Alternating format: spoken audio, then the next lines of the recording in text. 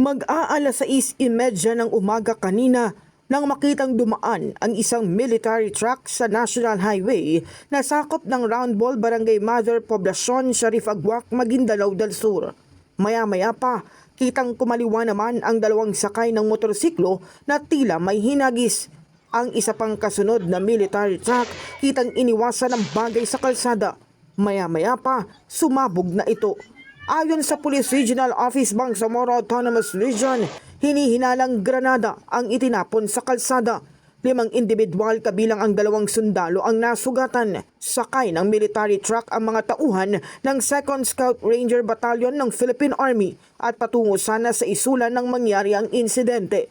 Dahil dito, nagtamo ng shrapnel wounds ang 2 sundalo at 3 sibilyan na agad isinugod sa Bangsamoro Regional Hospital and Medical Center. Na-recover naman ng mga otoridad sa pinangyarihan ang safety lever ng hinihinalang granada. Patuloy ang CCTV review at area canvassing ng pulisya.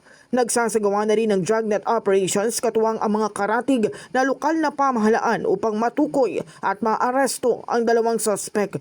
Sa isang pahayag naman, mariing kinundena ng 6th Infantry Division ng Philippine Army ang tinawag nilang duwag na pag-atake. Hindi nila katanggap-tanggap ang naturang insidente na nagpapakita umano ng pagwawalang bahala sa buhay ng mga sundalo at sibilyan. In the heart of changing lives, ako si Brigada Kath Austria ng 105.1 Brigada News FM Manila, the Music and News Authority.